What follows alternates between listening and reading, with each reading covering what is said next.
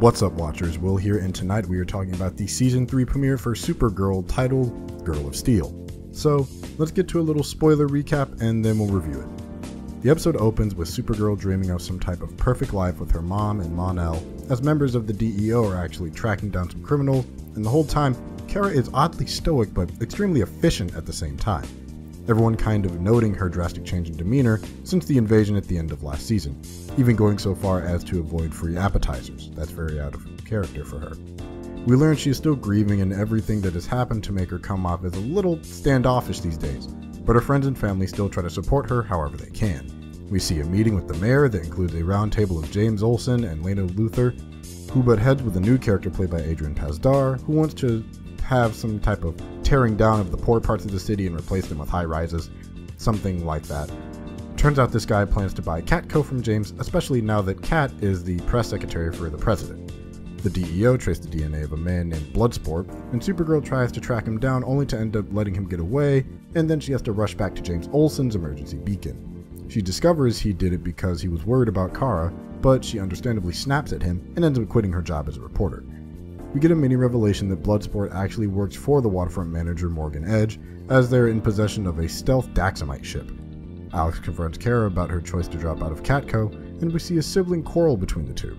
It comes to a head as we see Supergirl reject the existence of Kara Danvers, going on about how humanity is not for her and her embracing Supergirl as who she truly should be. Alex walks out hurt, saying Kara Danvers has saved her more than Supergirl ever has. There's a little melodrama between Alex and her fiance about getting married, and we finally get a brief unveiling of the Girl of Steel statue, only for it to be interrupted by the shaking caused by a torpedo hitting the coast of where the ceremony is being held. Supergirl, of course, stops the submarine and saves the day, catching up with Morgan Edge and letting him know that he's on her radar. Alex asks John to walk her down the aisle. Kara goes to meet up with Alex and company for drinks, and then there's a cliffhanger of a woman who appears earlier in the episode having a nightmare about Kara's mother. All in all, this episode was kind of mixed. I think the acting from Melissa Benoist was great this episode, and she seemed a little sympathetic, despite how some fans may feel about Mon-El, to the mindset that Kara would have after giving up her boyfriend to kind of save the world. Adrian Pasdar is an interesting potential villain and sets up some sort of motivation that will probably be more fleshed out as time goes on. At the same time, Lena's actress seemed kind of phoned in, and honestly what I think weakened it was the size. Weakened the episode, I mean. I think it's good for them to show the repercussions of Kara's choices on her and those around her, but this opener feels smaller in terms of stakes for some reason. But it's still the start of the season, and we have a few things introduced that will continue throughout the season, so it'll be interesting to see how those play out.